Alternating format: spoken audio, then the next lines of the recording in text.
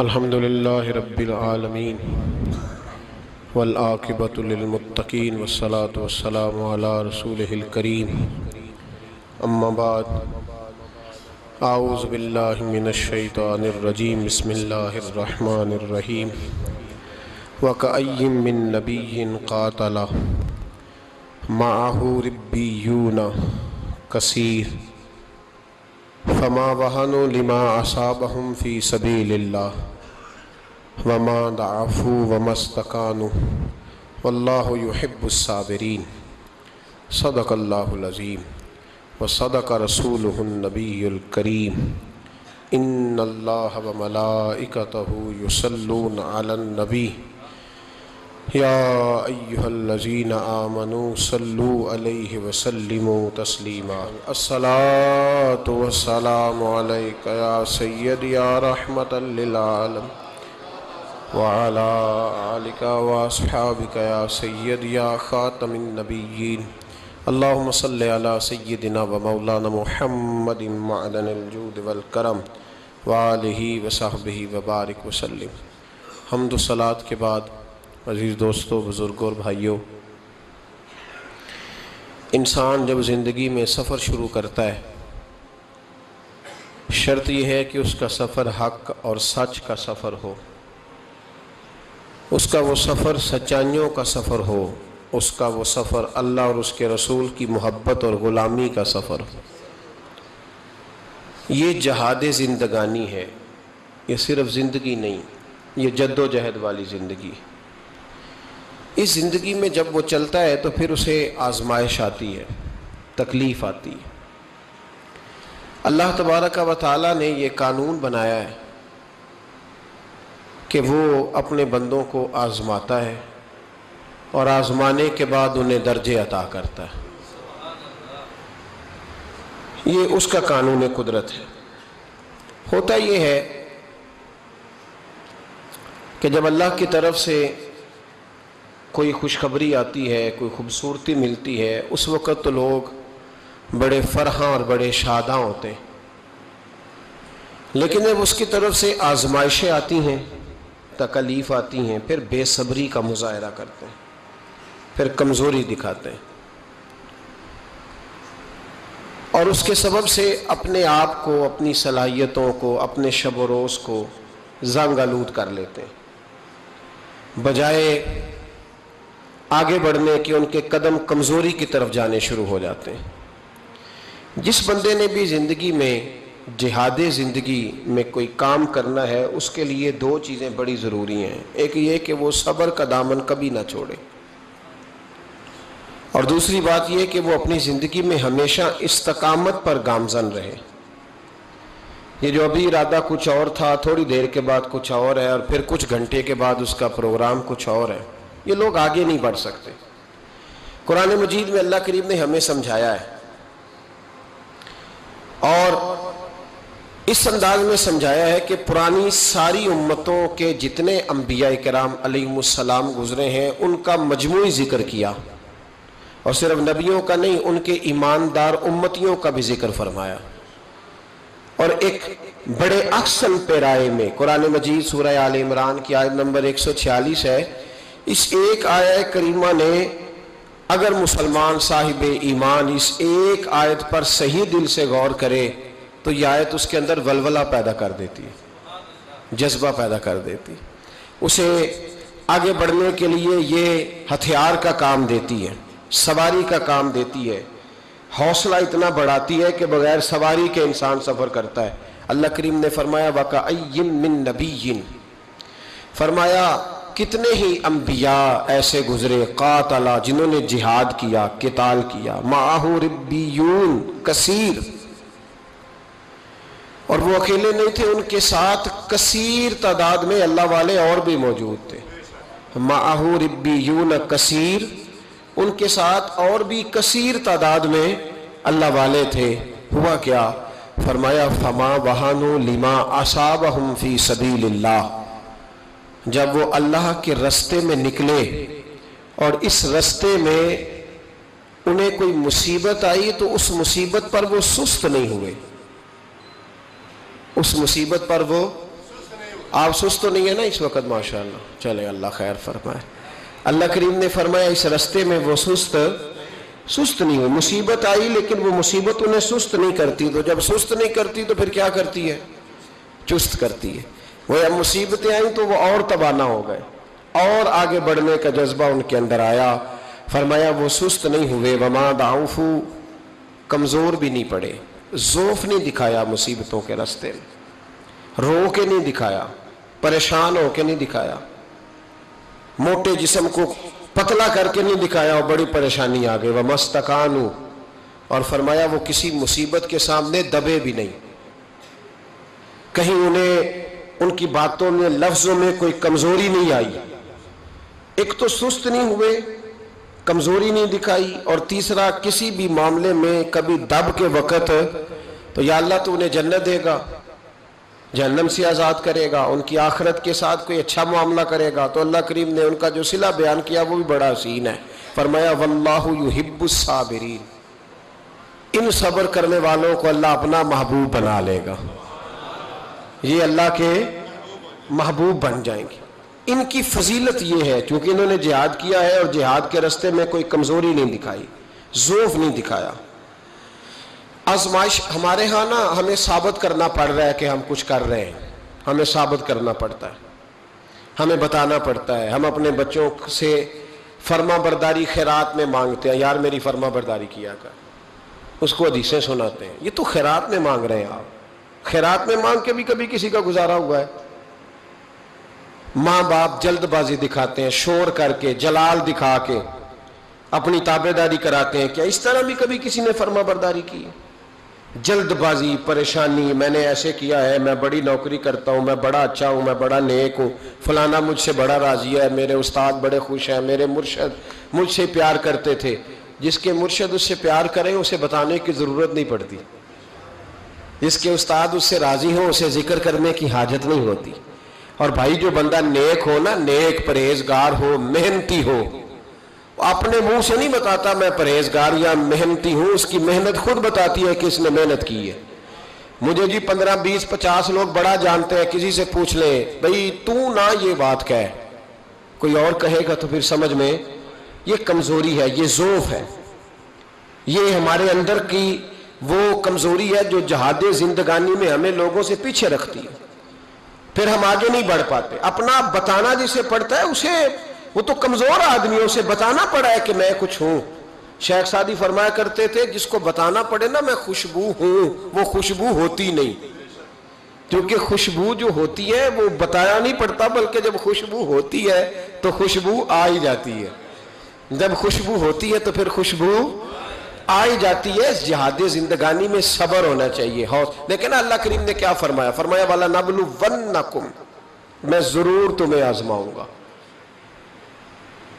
میں ضرور تمہیں، نامی کوئی بغیر مشقت نہیں ہوا، 100 بار جب کٹا تب جا کر نگی ہوا، میں ضرور تمہیں آزماؤں گا۔ کس طرح؟ بِشَيْءٍ مِّنَ الْخَوْفِ وَالْجُوعِ وَنَقْصٍ مِّنَ الْأَمْوَالِ وَالْأَنفُسِ وَالثَّمَرَاتِ۔ فرمایا میں تمہیں خوف سے آزماؤں گا، میں تمہیں بھوک سے آزماؤں گا، میں تمہیں مالوں، جانوں اور پھلوں کی کمی سے آزماؤں گا۔ پھلوں کی کمی کیا ہے؟ والثمرات کیا ہے؟ اس پر مفسرین نے بڑا کچھ لکھا ہے، کہتے ہیں کہ جو والثمرات ہے نا، پھلوں کی کمی، اس سے ایک مراد تو یہ ہے کہ انسان کے مال میں نقصان ہو جاتا ہے، لیکن ایک مراد اس سے یہ ہے والثمرات سے کہ پھل نتیجے کو کہتے ہیں، پھل رزلٹ کو کہتے ہیں۔ کہتے ہیں نا مجھے اس کا پھل بڑا ملا ہے، تو پھل سے مراد وہاں سیب نہیں ہوتا، پھل سے مراد وہاں انگور نہیں ہوتا، وہاں پھل سے مراد رزلٹ ہوتا ہے۔ تو فرمایا والثمرات، میں تمہیں پھلوں کی کمی سے آزماؤں گا، یعنی تم بڑی محنت کرو گے، بالکل صحیح چلو گے، حق پہ ہوگے، لیکن نتیجہ تمہاری مرضی کا نہیں آئے گا، رزلٹ تمہاری کو نہیں سمجھ آئی آپ کو میری بات، رزلٹ تمہاری مرضی کا۔ والثمرات، میں اس رزلٹ سے تمہیں آزماؤں گا، محنت تم میری مرضی کی کرو گے، نتیجہ تمہاری مرضی کا نہیں، وہ بھی میری مرضی کا۔ رزلٹ بھی جنگ احد میں صحابہ کی جد و جہد میں کوئی شک نہیں تھا، پر نتیجہ اللہ کی مرضی کا نکلا، نتیجہ اللہ کی مرضی کا نکلا۔ میرے بھائی، میدان کربلا میں امام حسین کے ساتھ خدا تھا، اللہ کرے آپ کو سمجھ آئے میری بات کی.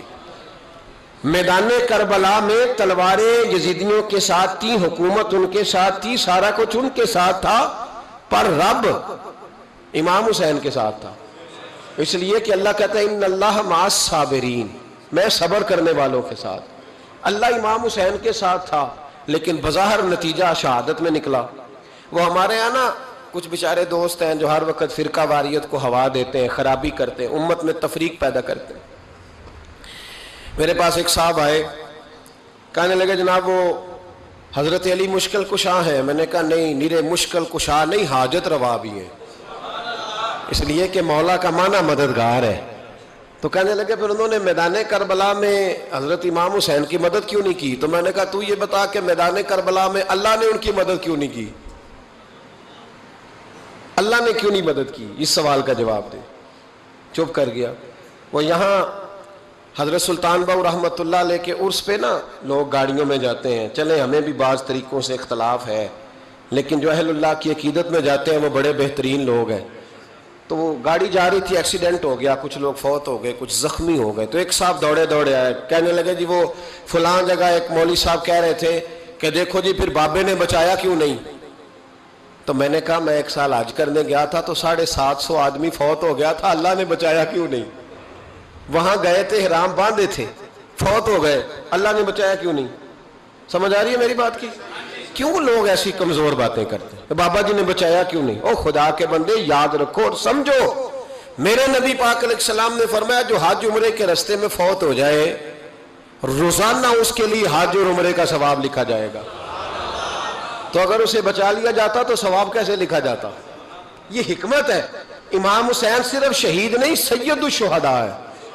خالی شہید نہیں، سید الشہداء ہے. تو بتاؤ نا بھلا اگر حضرت علی ان کی مدد کرتے، اللہ ان کی وہاں اس انداز میں مدد کرتا جو ہمارا خیال ہے، تو پھر یہ سید الشہداء کا درجہ انہیں کیسے ملتا؟ تو کمزوری، لوگ کمزور باتیں کرتے. یاد رکھو اعلیٰ درجات کے لیے اللہ آزماتا ہے، پھر اعلیٰ درجے دیتا ہے. فرمایا میں آزماؤں گا وَلَنَبْلُوَنَّكُمْ بِشَيْءٍ مِّنَ الْخَوْفِ وَالْجُوعِ وَنَقْصٍ مِّنَ الْأَمْوَالِ وَالْأَنفُسِ وَالثَّمَرَاتِ. تو جب لوگ اس میں کامیاب ہوں گے تو پھر کیا ملے گا؟ فرمایا وَبَشِّرِ الصَّابِرِينَ. خوشخبری میں بھی دے سکتا ہوں، خوشخبری میری طرف سے ہی ہے، پر میں خود نہیں دوں گا، میں اپنے محبوب سے کہوں گا محبوب تو انہیں خوشخبری دے دے. پھر محبوب کی زبان سے خوشخبری. جہاد زندگانی میں آزمائشوں کا مقابلہ کرنے کے لیے تیار رہیں. ہم تو جلد باز سے لوگ ہیں، جلدی سے. وہ کہتے ہیں جی میرے ابا جی نا وہ اب جلد باز ہیں، پنجابی کہتے ہیں کالے پہ جاندے نے. تو ابا جی جلد باز ہیں تو بچے نے نہیں جلد باز ہونا.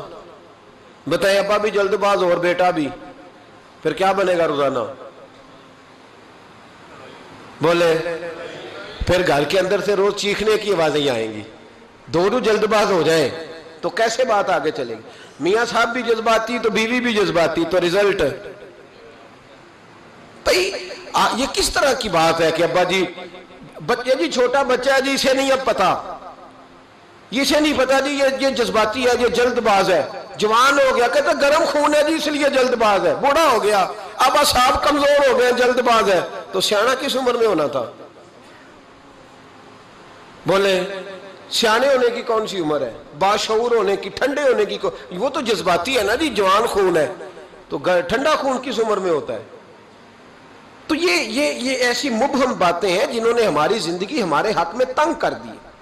ہم نے اپنے چھوٹے سے جذباتی پن پہ کنٹرول نہیں کیا، رشتے توڑ دیے ہم نے.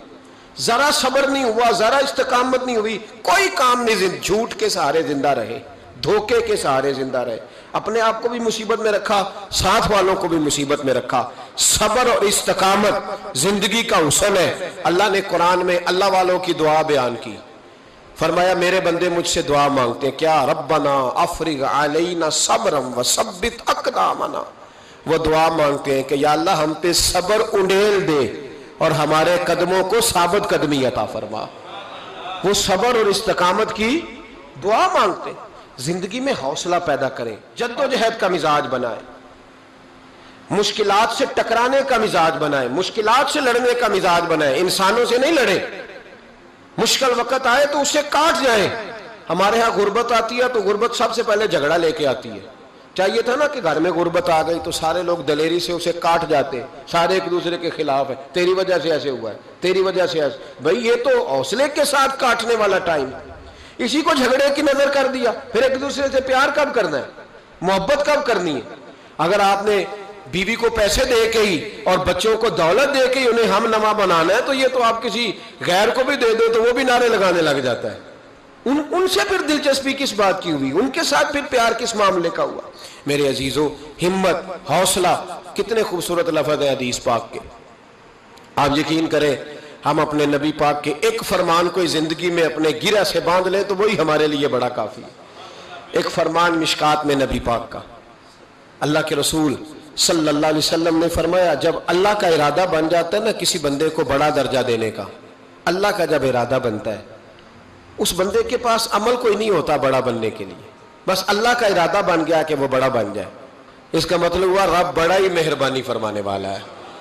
فرمایا محبوب کریم علیہ السلام نے کہ بندے کے پاس عمل ایسا کوئی نہیں، کردار میں، گفتار میں نیکی ایسی نہیں جس کے سبب سے اسے بڑا بنایا جائے.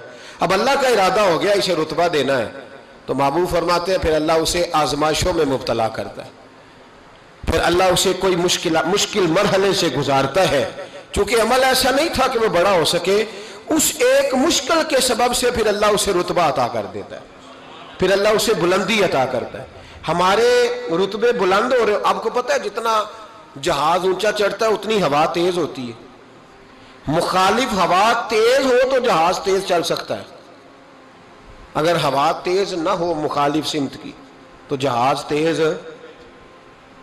اس لیے اقبال کہتے ہیں تندی یہ بات مخالف سے نہ گھبرا اے عقاب، یہ تو چلتی ہے تجھے اونچا اڑانے کے لیے، یہ تو چلتی ہے تجھے اونچا اڑانے کے لیے. آزمائشوں سے گھبرائیں نہیں، بے صبری نہ کریں. خودکشی ہے، بے صبری ہے، لڑائی ہے، قتل و غارت ہے، مشکلات سے لوگ گھبرائے ہوئے ہیں، بچے تک ذبح کر رہے ہیں. نہ جانے مشکلات سے نکلنے کے لیے کیا کیا لوگوں نے رنگ اختیار کیا ہے. تو اگر خود کوشش کرے گا تو ناکام ہو جائے گا. تو اپنے آپ کو اللہ رسول کے حوالے کر دے، تو ان کے سپرد کر دے. بڑی خوبصورت حدیث سنے میرے نبی پاک علیہ السلام فرمان. اس حدیث کو کہتے ہیں حدیث قدسی. حدیث قدسی وہ ہوتی ہے جو فرمان اللہ کا ہوتا ہے، بیان نبی پاک فرماتے ہیں. نبی کریم علیہ السلام فرمانے لگے کہ اللہ فرماتا ہے میں جب اپنے کسی بندے کو بیمار کرتا ہوں، میں جب اپنے کسی بندے کو بیمار کرتا ہوں تو فرمایا اس کی لوگ تیمارداری کرنے آتے ہیں، پوچھتے ہیں تیرا کیا حال ہے. تو نبی کریم فرمانے لگے اگر وہ لوگوں کے سامنے میری شکایت نہ کرے، میری شکایت نہ کرے اور میرا شکوہ نہ کرے. کچھ لوگ شکوہ کرتے ہیں نا، کہتے ہیں دیکھو جی مجھے بیمار کر دیا، میں کتنا بیمار ہوں. فرمایا اگر وہ عیادت کرنے والوں کے سامنے میری شکایت نہ کرے تو میں اس کے خون سے بہتر خون اسے عطا کر دیتا ہوں اور اس کے گوشت سے بہتر گوشت اسے عطا کرتا ہوں. اور فرمایا جب وہ قیامت کے دن آئے گا تو میں اسے بغیر حساب کتاب جنت عطا کر دوں گا. دنیا میں شفا بھی کامل دوں گا، یعنی پچھلے خون سے بہتر خون ملے گا، پچھلے جسم سے بہتر جسم ملے گا. ہمارے ہاں شکایات کا دروازہ کھل جاتا ہے. دیکھو جی میں نے تو کوئی گناہ ہی نہیں کیا، میں کیسے بیمار ہو گیا، میں نے تو کوئی ظلم نہیں کیا، میں کیسے بیمار ہو گیا. او بھائی رب تیرے درجات بلند فرمانا چاہ رہا ہے، اللہ تبارک و تعالیٰ تجھے بلندیاں دینا چاہ رہا ہے اور تو یہاں کمزور پڑ گیا ہے. تمام انبیاء کرام کی زندگی میں آزمائش، تمام صحابہ کی زندگی میں آزمائش، اہل بیت سارے آزمائش سے گزرے، اولیاء اللہ سارے آزمائش سے گزرے. جو آدمی چاہتا ہے نا کہ میں بڑے سکون میں رہوں اور میں کوئی درجہ بھی پا جاؤں، یہ کام اتنا آسان ہے. ہم سارے محبوب بن کے جینا چاہتے ہیں. میں محبوب ہوں جی، میں لاڈلا ہوں جی، سارے لاڈلے، سارے لاڈلے. لاڈلا وہ نہیں ہوتا جو فرنٹ سیٹ پہ بیٹھا ہوتا ہے، لاڈلا وہ ہوتا ہے جو جھاڑو دے رہا ہوتا ہے، لاڈلا وہ ہوتا ہے جو لنگر کھانے میں تپ رہا ہوتا ہے، روٹیاں پکا رہا ہوتا ہے، وہ لاڈلا ہوتا ہے. جو اچھا دستار پہن کے اور اچھی ویسٹ کوٹ پا کے فرنٹ سیٹ پہ آتے ہیں نا، تصویریں جس کی زیادہ آتی ہیں، وہ لاڈلا اس لیے کہ وہ تو پکی پکائی پہ آیا ہے، پکی پکائی پہ آیا ہے. خواجہ باقی باللہ رحمت اللہ تعالیٰ علیہ کے دائیں بائیں بڑے لوگ رہتے تھے، لیکن باقی باللہ رحمت اللہ علیہ کچھ دینے لگے نا، جب تو اپنے باورچی کو بلایا روٹیاں پکانے والے، کہنے لگے میرا کچھ دینے کا پروگرام بن گیا، بتا تجھے کیا دوں. کس کو؟ بول کے بتائیں. کیسی یہ تو تیہ خان سامنے کی جی باورچی کی، لیکن وہ بھائی جو تیرے لیے دھوپ میں جلتا ہے اس کا بڑا درجہ ہوتا ہے۔ کہانیاں جو لوگ سناتے ہیں نا وہ کہانیوں والے رہ جاتے ہیں، جو درجات والے ہوتے ہیں وہ محنت کر رہے ہوتے ہیں، کسی کونے میں بیٹھے ہوتے ہیں، ان کی تصویریں اکثر نہیں آتی، ان کی تصویریں نہیں آتی جو کہ پیچھے ہوتے ہیں، وہ کام میں لگے ہوتے ہیں، ان کی فوٹو کیسے آئے گی؟ حضرت باقی باللہ باورچی کو بلا کے کہنے لگے تو نے ساری زندگی میرے لیے چولہے کے آگے گزار دی، لوگ روٹی کھاتے رہے، کہتے رہے جی میرے حضرت صاحب بڑے میرے اوپر مہربان ہے، میں گیا ہوں تو لنگر بڑا شاندار کھلایا ہے، لیکن تو ساری زندگی تندور پہ رہا، ساری گرمیاں تیرا پسینہ خشک نہیں ہو سکا، تجھے دینا ہے، تو بتا تو کیا لے گا؟ تو بڑا سیانہ تھا وہ باورچی، کہنے لگا بابا دولت کی تو ضرورت ہی کوئی نہیں، اس لیے کہ یہاں فقر اور فاقہ اور دولت کا جو میں نے رنگ دیکھا ہے وہ سمجھ گیا ہوں کہ اللہ کی نظر میں دولت کی ضرورت حاجت نہیں، کوئی قدر نہیں، یہ نہیں چاہیے۔ فرمایا کوئی عہدہ؟ کہنے لگا حضور اس سے بڑا بھی کوئی عہدہ ہوگا کہ آپ نے بلا کے سامنے بٹھا لیا ہے، چھوڑے۔ فرمایا چل کچھ تو کہنا۔ کہنے لگا بابا اگر کچھ کرنا ہی ہے تو مجھے اپنی طرح کا بنا دے، اپنی طرح کا بنا دو، چلو تو من شدی من تو شدم، اپنی طرح کا بناؤ، بات ختم ہو جائے۔ حضرت باقی باللہ کہنے لگے اٹھ، پھر اٹھ کے کھڑا ہوا، سینے سے لگایا، کہا مولا اس کی خواہش پوری کر دے۔ کہتے ہیں جب وہ پیچھے ہٹا نا تو سمجھ نہیں آتی تھی باورچی کون ہے اور باقی باللہ کون ہے۔ تیری تصویر میں وہ رنگ بھرے ہیں میں نے، لوگ دیکھیں گے تجھے اور پہچانیں گے مجھے۔ تیری تصویر میں وہ رنگ بھرے ہیں میں نے، لوگ دیکھیں گے تجھے اور پہچانیں گے مجھے۔ او لوگ آئے تو اب پہچاننے مشکل ہو گیا، یہ باقی باللہ ہے یا یہ باقی باللہ ہے، یہ حضرت ہے یا یہ حضرت ہے۔ تو حضرت باقی باللہ مسکرائے، اس سے باورچی سے کہنے لگے اب دنیا میں باقی باللہ تو ایک ہی رہ سکتا ہے نا، دو تو رہ نہیں سکتے، کیونکہ باقی باللہ اللہ نے پیدا ہی ایک کیا ہے، تو اب بن گئے ہیں دو۔ اب تو بتا تیرا کیا خیال ہے؟ کہنے لگا حضور میرا خیال اب کچھ بھی نہیں، میری خواہشہ پوری ہو گئی ہے، اب میرا خیال اب میں تکمیل تک آ گیا ہوں، اب مزید اس سے آگے بھی کوئی خواہش کروں تو میری کمزوری ہے، اس سے آگے بھی کوئی خواہشیں ختم ہو گئی۔ حضرت باقی باللہ نے اس کی طرف دیکھا، انہوں نے آپ کی طرف دیکھا، اس نے کلمہ پڑھا اور اس کی روح پرواز کر گئی۔ لوگوں نے کہا حضور یہ کیا ہے؟ فرمایا یہ ہے کہ میری طرح کا بننے کے لیے اسے جان دینی پڑی ہے، جان دینی پڑی ہے۔ یہاں لوگ بغیر جان دیے کہتے ہیں با میرا چونکہ رنگ گورا ہے تو لہذا اللہ فٹافٹ مجھے درجہ عطا کر دے، چونکہ میں مسکراتا صحیح ہوں تو جلدی جلدی سے۔ او خدا کے بندے جو لاڈلے تھے، حسنین کریمین جو لاڈلے تھے، جو لاڈلے تھے، جو اصل لاڈلے تھے، اللہ اکبر، اس طرح کے لاڈلے کہ پشت پہ حضور نماز پڑھ رہے ہیں، میرا بچہ نماز پڑھتے آئے تو ہو سکتا ہے اس کی اماں سے میرا جھگڑا ہو جائے، لے جاؤ گھر، نماز بھی نہیں پڑھنے دیتا۔ مصطفیٰ کریم نماز پڑھے اور امام حسین سجدوں سے کھیلنے لگ جائے، سجدوں سے کھیلنے لگ جائے، جب چڑھے حضور کی کمر مبارک پہ تو رب کریم کہے محبوب چل تو میرا سجدہ لمبا کر دے، حسین کو بیٹھا رہنے دے۔ اتنا لاڈلا، اتنا لاڈلا، اتنا لاڈلا کہ نبی رحمت صلی اللہ علیہ وسلم نماز پڑھ رہے ہو، امام حسن اور حسین آ جائیں، ٹانگوں میں آ کے گھسے، حضور قدم کھول دیں، یہ گزر گئے، واپس آئیں تو قدم کھول دیں، یہ گزر گئے۔ جو سجدوں سے کھیلتے رہے بڑے لاڈلے تھے، پر پتہ ہے پھر ان کا حال کیا ہوا؟ جس گردن کو مصطفیٰ کریم نے چوما، اور حضرت ابو ہریرہ رضی اللہ تعالیٰ عنہ فرماتے قسم اللہ کی عزت کی، جس طرح پہلی کھجور پہلا پھل پکتا تھا تو پہلا گھر میں پھل آتا تھا تو باغ کا مالک کھجور چوستا تھا، پہلا پھل آیا بڑا مزہ آیا، فرماتے اس طرح میں نے نبی پاک کو امام حسین کی زبان چوستے دیکھا، اس انداز میں لاڈ۔ پھر پتہ ہے انجام کیا ہے؟ یاری تیری سونا ہے پر ازمیشاں تیریاں اگ، اے سونا پرکھیا جاوندا ہی پہلو نال اگاں دے لگ، میں دی بڑا لاڈلا ہوں۔ کس طرح؟ کیا آزمائش آئی زندگی میں؟ کس طرح؟ اللہ نے قانون والا نبلونکم، میں ضرور آزماؤں گا، تو ابھی تک آزمایا ہی نہیں گیا بھائی، دھیان کر، کچا ہی رہ گیا تو توجہ کر، ابھی تیرے اوپر کوئی آزمائش نہیں آئی۔ یہ آزمائش حضرت آدم سے شروع ہوئی، مصطفیٰ کریم فرمانے لگے میں سب سے لاڈلا ہوں، سب سے زیادہ آزمائش مجھ پہ آئی۔ جناب صدیق اکبر کے گلے میں پٹکا ڈال کے انہیں گھسیٹا گیا، حضرت عمر کو روڑے مارے گئے، جناب عثمان غنی کے ارد گرد چٹائی باندھ کے ان کا چچا دھواں دیتا تھا، حضرت علی نے خیبر میں کتنے زخم کھائے، خندق میں کتنا دھواں، ان پر پڑا، کتنی ریت جنگوں میں آئی، امام حسن کو زہر دیا گیا۔ سیدہ فاطمہ رضی اللہ تعالیٰ عنہ کہتی ہیں جب بھی دیکھے دکھ ہی دیکھے، جو بڑے پیارے تھے وہ تو دکھوں میں رہے، تو کس طرح کا پیارا ہے۔ ایک روایت میرا دل ہے، وہ میرا عنوان نہیں تھا، میرا ذہن نہیں تھا، آ گئی پر بیان۔ ایک صحابی تھے، نے گھر آ کے اپنی بیوی کو بتایا کہ نبی پاک علیہ السلام فرمانے لگے آج حضور نے فرمایا ہے کہ جس سے اللہ پیار کرتا ہے اسے آزمائشوں میں ڈالتا ہے۔ بی بی خاموش ہو گئی، سن لیا۔ اگلی صبح رات شوہر نے پانی مانگا تو ساری رات پانی لے کے کھڑی رہی۔ سویرے شوہر کہنے لگا بڑا راضی ہوں، کچھ مانگ لے۔ کہنے لگی آپ میرے ساتھ علیحدگی اختیار کر لیں، نہیں رہنا چاہتی آپ کے ساتھ، طلاق دے دیں مجھے۔ کیسی تو بات کر رہی ہے، کہ آپ نے وعدہ کیا آپ دیں گے، آپ مجھے علیحدہ کر دیں۔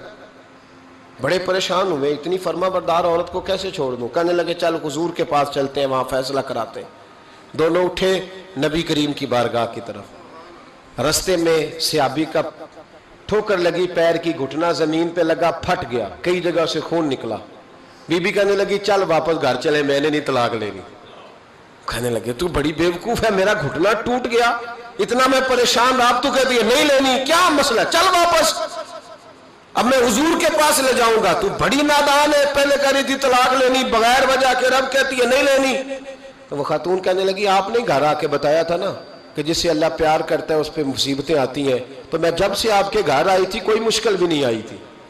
تو رات میں سوچنے لگی کہ اس پر تو کوئی مشکل ہی نہیں آئی، لگتا ہے اللہ اسے پیار ہی نہیں کرتا، اس لیے میں نے آپ سے طلاق لینے کا ارادہ کیا تھا۔ اب مشکل آ گئی ہے، اب خون نکل آیا ہے، اب مجھے سمجھ آ گیا رب آپ سے بھی پیار کرتا ہے، اب چلو گھر چلیں۔ اب آپ کے او بھائی، یہ جو بالکل ہم نا لاڈلے بن گئے، اور بلا وجہ کے لاڈلے، مفت کے لاڈلے، کوئی مطلب نہیں، کوئی لینا دینا نہیں۔ بہت سارے ایسے لوگ آتے ہیں جو آ کے دکھاتے ہیں کہ میں لاڈلا ہوں، تو ان کے لاڈ دیکھ لیے جاتے ہیں۔ او بھائی لاڈلے نہ بنے زندگی میں، اللہ رسول کی نظر میں محنت کرنے والے، جہاد زندگانی میں صبر والے، استقامت والے بنے۔ اللہ کے جتنے بندے تھے وہ صبر والے تھے، استقامت والے تھے، میدان میں رہنے والے تھے، جد و جہد والے تھے۔ حضرت ابو جندل، سنو کس طرح کی آزمائشیں۔ حضرت ابو جندل بن سہیل حضور کے صحابی ہیں، نبی پاک مدینے آ گئے، وہ مکے رہ گئے۔ والد نے اور بھائیوں نے کہا کلمہ چھوڑ دے ورنہ ماریں گے۔ ہمیں تو مفت میں کلمہ ملا ہے، بالکل فری، نمازیں بالکل فری، ہر چیز مفت میں، اس لیے لوگ کہتے ہیں ابھی ٹائم نہیں، ملے گا تو پڑھوں گا۔ انہوں نے محنت کر کے لی تھی نا، تو نماز چھوٹ جاتی تھی تو چیخیں بھی نکل جاتی تھی، کیونکہ دین محنت کر کے لیا تھا، قدر تھی۔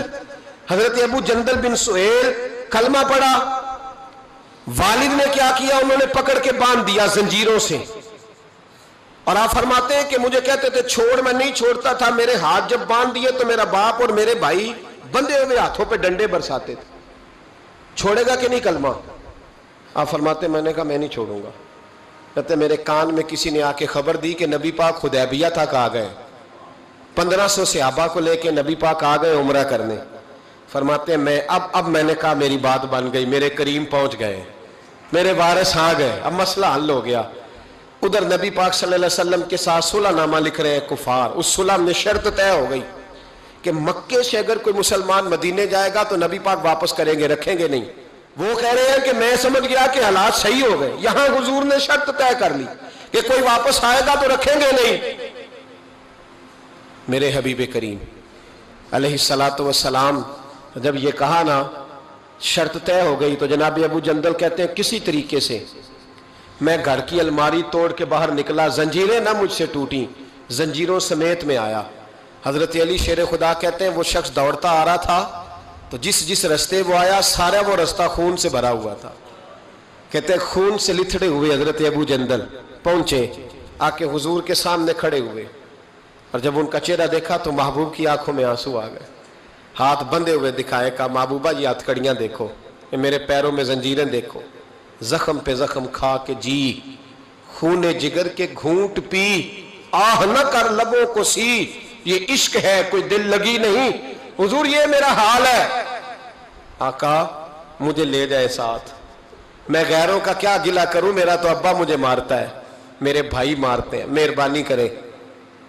حضور سید عالم علیہ السلام ابھی بات کرنے لگے تھے کہ ابو سفیان بولے، کہنے لگے آپ کی اور ہماری شرط طے ہو گئی ہے آپ نہیں لے کے جا سکتے۔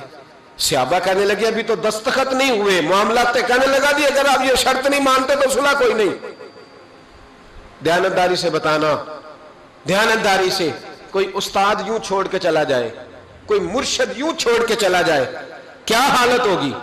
لوگ بھاگ نہیں جاتے چھوڑ چھاڑ کے، چھوڑو جی اس نے میرے ساتھ پیار ہی نہیں کیا۔ یہاں تو آپ ایک ٹائم نہ کسی کو دے تو وہ ناراض ہو جاتا ہے، کہتا ہے میری مانی نہیں، چھٹی۔ حضرت ابو جندل رضی اللہ تعالیٰ عنہ خون بہ رہا ہے، ہاتھوں میں بیڑیاں، زنجیریں۔ میرے کریم رسول علیہ السلام کہنے لگے ابو جندل ابھی تیری آزمائش ختم نہیں ہوئی، ابھی تو نے واپس جانا ہے، اس قید کو تھوڑا سا اور تو نے سہنا ہے، برداشت کرنا ہے، فکر نہ کرنا، جلدی تیری مشکل حل ہو جائے گی، فکر نہ کرنا۔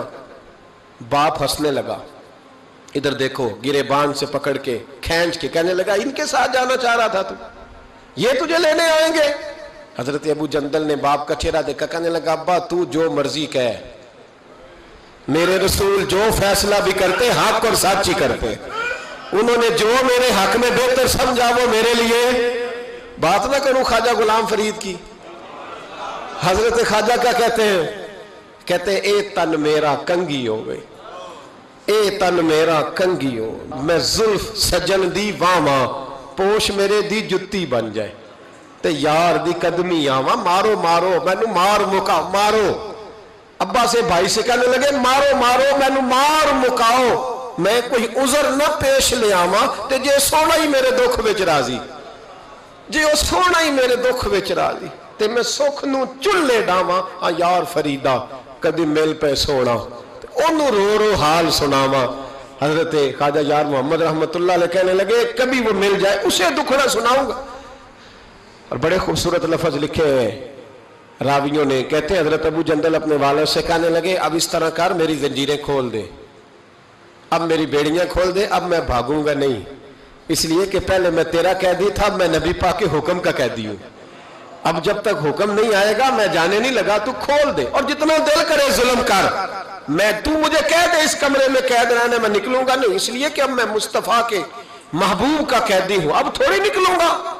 قید ہو گئے، تھوڑا ہی وقت گزرا کہ اللہ نے فتح مکہ عطا فرما دی۔ میرے محبوب جب گئے نا طواف کیا، حضرت ابو جندل کو لوگ جانتے ہی نہیں تھے کون ہے، پتہ ہی نہیں تھا، پر جب پیار ہوا نا، پیار ہوا تو حالات ہی بدل گئے، محبت ہوئی تو حالات بدل گئے، بالکل تبدیلی آ گئی۔ میرے محبوب نے حرم مکہ کے اندر کھڑے ہو کے اونٹنی پر بیٹھ کر کان میں بھی کہا، جو حضور ان کے محلے کو بھی جانتے تھے، گلی کو بھی جانتے تھے، باپ کو بھی جانتے تھے، چچا کو بھی کہہ سکتے تھے کسی کو جاؤ دوڑ کے فلانے کو بلا کے لاؤ، لیکن شانے دینا کوئی میرے نبی سے سیکھے، مرتبہ اور مقام دینے کا یہ وال اونٹنی پر بیٹھ کر سارے مجمع میں اعلان کر کے فرمایا جاؤ کوئی ابو جندل کو بلا کے لاؤ۔ زور سے حضرت ابو جندل کی عظمت واضح ہو گئی، وہ تشریف لائے، سامنے کھڑے ہوئے تو نبی کریم فرمانے لگے تجھے کہا تھا نا تیری مشکل تھوڑی رہ گئی ہے، تجھے کہا تھا نا تھوڑی رہ۔ حضرت ابو جندل فرمانے لگے وہ جو تکلیف حدیبیہ میں ہوئی تھی نا وہ مجھے دوبارہ کبھی یاد ہی نہیں آئی، لیکن یہ جو حضور نے میرے لیے حرم میں جملے کہے نا، فرماتے جب میں یاد کرتا ہوں تو مجھے یوں لگتا ہے میری روح پرواز کر رہی ہے، مجھے یوں لگتا ہے خدا کے عرش کے قریب سے ہو کیا۔ بھائیو جب مشکل آتی ہے صبر اور استقامت ہونا پھر انسان بڑے مرتبے پاتا ہے، پھر وہ آگے سفر۔ حضرت ابو سلمہ نام یاد رہے گا آپ کو، یہ سلمہ عربی میں جب پڑھیں گے نا تو لام پہ بھی زبر آئے گی، میم پہ بھی ایک خالی ہوگی تو سلمہ بنے گا، ہم اپنی زبان میں سلمہ بھی بول لیتے ہیں۔ حضرت سلمہ ابو سلمہ، ان کے گھر میں بیٹا پیدا ہوا تو بچے کا نام سلمہ رکھا، اور سلمہ کا معنی ہوتا ہے یہ سلامت رہے، تو بیٹے کا نام سلمہ رکھا انہوں نے۔ حضرت سلمہ اتنے پیارے تھے، خوبصورت تھے کہ باپ نے اپنا نام ہی چھوڑ دیا اور اپنے آپ کو ابو سلمہ کہلانا پسند کیا، بیٹے یہ کنیت مشہور ہو جاتی۔ ماں اتنا پیار کرنے لگی بیٹے سے کہ ماں کا نام ام سلمہ مشہور ہو گیا، اتنے پیارے بیٹے تھے کہ مکے کی عورتیں روز آتی، کوئی بی بی آ کہتی ذرا تھوڑی دیر بچہ دینا، میں گھر نہ لے جاؤں، ایک اور بی بی آ گئی تھوڑی دیر میں نہ کھلا لوں، بچیاں محلے کی عورتیں بڑا پیار کرتی۔ حضرت ابو سلمہ جب کفار مکہ سے تانگ آ گئے تو مدینے جانے کا ارادہ کیا، مدینے جانے کا۔ دکھ جب بہت زیادہ گھیر لینا بندے کو تو پھر مدینہ یاد آتا ہے، مدینے جانے کا جب ارادہ کیا نا تو میاں بیوی اور بیٹا ساتھ بیٹھے، جب گئے نا مدینے کی سرحد پہ تو جناب ام سلمہ کے میکے والے آ گئے، آ کے آنے لگے ابو سلمہ تو نے جانا ہے تو جا، ہماری بیٹی کوئی نہیں جائے گی، جا تو نے جانا ہے تو۔ بنو مغیرہ میں ان کی شادی ہوئی تھی، بنو مغیرہ کے سارے لوگ آ گئے، ہم نہیں جانے دیں گے، وہ جناب ام سلمہ کو لے گئے، ماں ادھر چلی گئی، پیچھے سے جناب ابو سلمہ کے بھائی، ان کے رشتہ دار، ان کے ماں باپ سارے آ گئے، کہنے لگے، ان کا والد کہنے لگا ابو سلمہ تو نے جانا ہے تو جا، یہ بچہ ہماری نسل ہے، میرا پوتا نہیں جائے گا، ان کو نہیں جانے دوں گا۔ رشتہ دار جمع ہو گئے، یہ نہیں جائے گا۔ حضرت ابو سلمہ بچہ اپنی طرف کھینچتے، ان کا قبیلہ اپنی طرف کھینچتا، اسی حالت میں بچے کا بازو اتر گیا، بچہ چیخے مار کے رونے لگا۔ ذرا سننا اور ذرا سوچنا، میں کہا کرتا ہوں جسمانی تکلیف سہی جاتی ہے، یہ جو ذہنی تکلیف ہوتی ہے نا، اذیت، یہ بڑی مشکل ہوتی ہے، لیکن صحابہ نے جہاد زندگانی میں ذہنی آزمائشوں کو سہا، تکالیف برداشت کی۔ بچہ ان کے میکے والے لے گئے، بیوی سسرال والے لے گئے، جناب ابو سلمہ تھوڑا آگے بڑھ کے کھڑے ہوئے، کہنے لگے بیٹا بھی مجھے بڑا پیارا ہے، بیوی بھی بڑی پیاری ہے، لیکن شہر مدینہ کا بھی جواب نہیں، میں مدینہ ہی جاؤں گا بچہ چھوڑ کے۔ او بھائی، یہاں جو لوگ 22 دن کے لیے 28 دن کے لیے جاتے ہیں نا، وہ 6 سال کی پلاننگ پیچھے دے کے جاتے ہیں، بچوں کو کوئی تکلیف نہ آئے، گھر والوں کو کوئی مشقت نہ آئے، جو 15 دنوں کے لیے جا رہے، لیکن بچہ رہ گیا، بیوی رہ گئی، جناب ابو سلمہ مدینے چلے گئے، ماں کہیں ہے، بیٹا بتاؤ کتنی تکلیف ہے، کتنی اذیت ہے، کتنی آزمائش ہے۔ حضرت ابو سلمہ مدینے چلے گئے، حضرت ام سلمہ سارا دن ایک پہاڑی پہ بیٹھی رہتی اور روتی رہتی، اور جو اس طرف سے آتا ان کے سسرال کی طرف سے، اس سے پوچھتی میرے بیٹے کا کیا حال ہے، روٹی ٹائم پہ کھاتا ہے، اس کا بازو ٹھیک ہو گیا ہے۔ حضرت ابو سلمہ مدینہ منورہ میں پہاڑ پہ بیٹھے رہتے، جو لوگ مکے آتے پوچھتے میرے بیٹے کو دیکھا ہے کہیں گلی میں کھیلتے، ان کی ماں کا کیا حال تھا، کسی کو رحم نہیں آیا میری بیوی پر، ابھی بھی کسی کو خیال نہیں آیا، صبح شام میں روتے گزر گئی، 2 دن نہیں، 4 دن نہیں، 5 دن نہیں، پورا سال گزر گیا، پورا سال۔ یہاں مفت میں دین ملا ہے، مفت میں ہم مدارس میں کہتے ہیں مفت میں قرآن پڑھائیں گے، بچہ داخل کرا جاؤ، مفت میں حدیث سکھائیں گے، داخل کرا دو، کہتے ہیں نا بھائی مذہب کی بات، مذہب سے تو ہمارا سوتیلا رشتہ ہے، اگر بچہ سکول میں نہیں چلے گا، کام نہیں سیکھے گا، پھر دیکھیں گے اس کو مولوی بنانا ہے کہ نہیں۔ ابھی آپ کہہ رہے ہیں یہ کیسے ہو سکتا ہے، سیکنڈ درجہ، دوسرا درجہ، تیسرا درجہ معاذ اللہ مذہب کو ملتا ہے۔ یہ لوگ تھے جو نفسیاتی طور پر مجبور ہو گئے، لیکن مذہب سے پہلا رشتہ، مذہب سے پہلا تعلق، پہلا ان کا سگا پن اپنے دین کے ساتھ۔ سال بیت گیا تو بنو مغیرہ کے سیانے لوگ جمع ہو کے جناب ام سلمہ کے باپ کے پاس گئے، کہنے لگے بس کر دے، تیری بیٹی کا رونا ہم سے نہیں دیکھا جاتا، چل بس کر، مہربانی کر۔ وہ کہنے لگا چلو ٹھیک ہے، تم کہتے ہو تو میں بیٹی کو جانے کی اجازت دے دیتا ہوں۔ وہی سارے لوگ پھر مل کے حضرت ابو سلمہ کے خاندان کے پاس گئے، کہا تمہیں اس بچے پہ رحم نہیں آتا، اس چھوٹے سے پھول پر کرم نہیں آتا، ماں زندہ ہے، باپ زندہ ہے، تم نے جدا کر دیا وہ بچہ۔ او بھائیو، ان لوگوں نے وہ والی قید صحیح ہے صحابہ نے جس کا ہم تصور بھی نہیں کر سکتے، لیکن صبر، استقامت، پہاڑ ثابت ہوئے۔ حضرت ابو سلمہ کے رشتہ دار بھی مان گئے۔ اب ام سلمہ اپنا بیٹا لے کے ایک جگہ جمع ہوئی تو ان کا ابا پوچھنے لگا بیٹی اب یہی رہو گی نا؟